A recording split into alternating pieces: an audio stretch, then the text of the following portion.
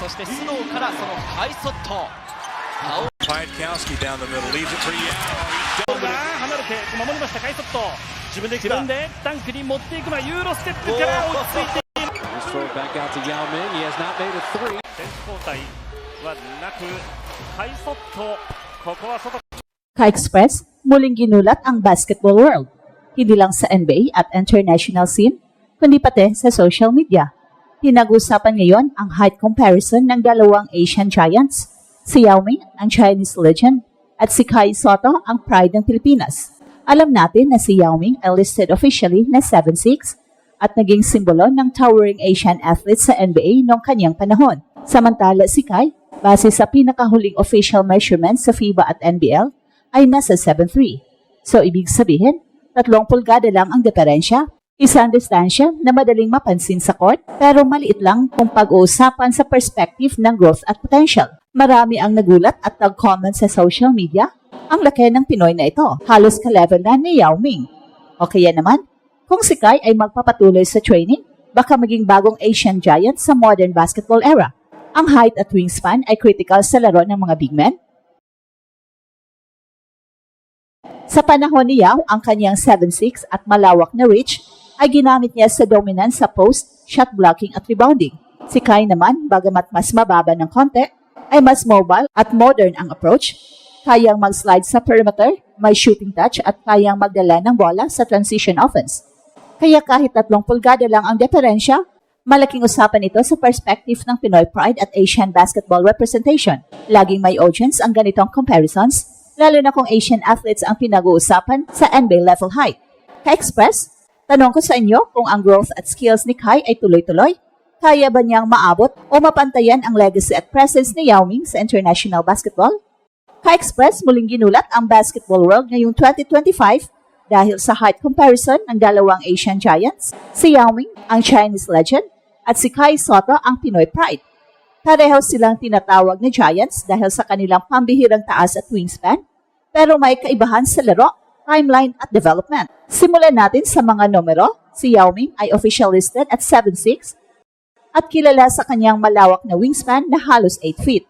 Siya ang naging simbolo ng towering Asian athletes sa NBA, nagdala ng respeto at representasyon ng Chinese basketball, at nagset ng mataas na benchmark para sa mga susunod na henerasyon ng Asian big men. Sa court, gamit ang taas at reach niya, dominant siya sa post, shot blocking at rebounding, isang classic center na halos imposibleng talunin sa mid-range at paint. Samantala si Kai ay nasa 7'3", base sa pinakahuling measurement ng FIBA at NBL, bagamat 3 inches lang ang diferensya kay Yao Ming.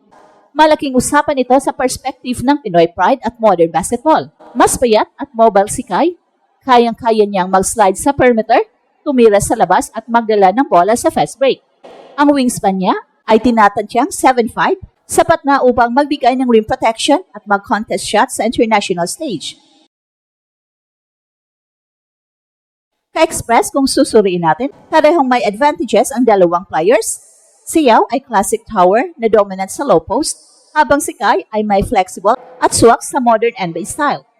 Hindi lang ito tungkol sa height, ang approach sa laro ang nagdadala ng malaking impact. Kaya kahit 3 pulgada lang ang diferensya, naiiba ang estilo at potential ng bawat isa. Social media at basketball forums ay puno ng hype, maraming fans ang nagulat at nagkomento, halos pareho lang sila. Grabe ang Pinoy pride. O kaya, kung tuloy-tuloy ang training ni Kai, baka maging bagong Asian giant siya sa modern era.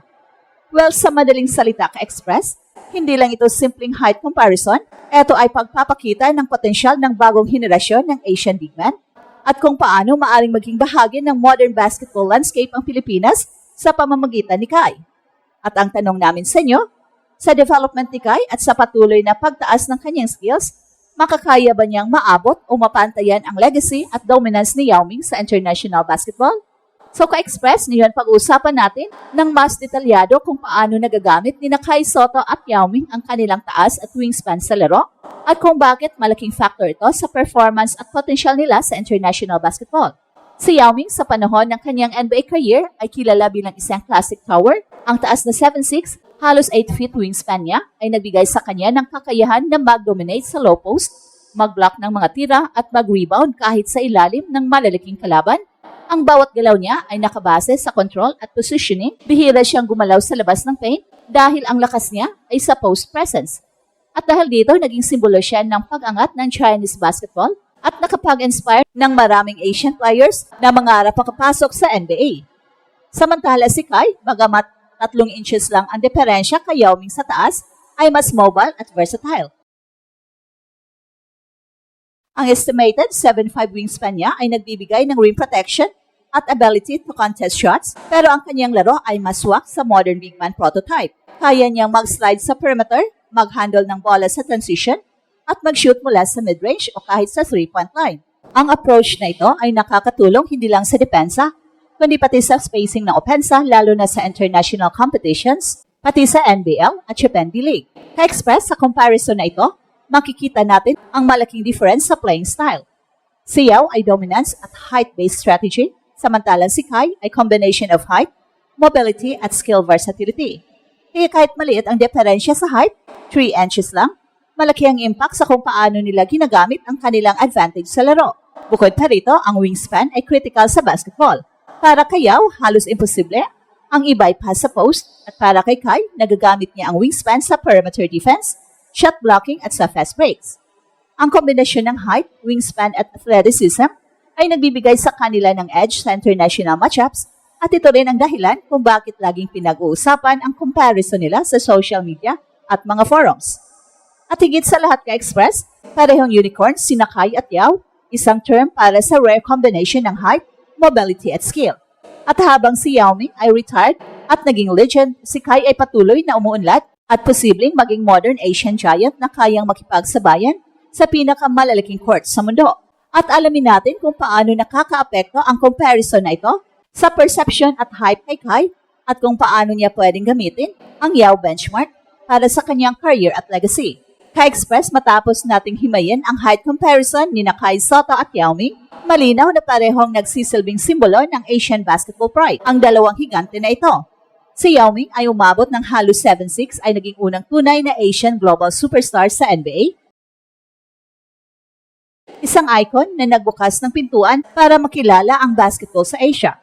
Samantala si Kai, kahit mas mababa ng konti, 7'3" to 7'4" range, ay nagdadala ng parehong bigat ng pangarap para sa Pilipinas. Kung titingnan, hindi lamang ito labanan ng height, kundi laban ng legacy. Si Yao ay naging All-Star, Hall of Famer, at cultural bridge ng China sa buong mundo.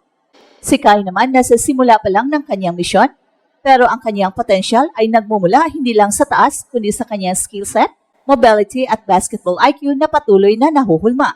Kaya ang tanong ka-express, kung si Yao Ming ang naging simbolo ng China noon, kaya bang maging si Kai ang susunod na simbolo ng Southeast Asia ngayon?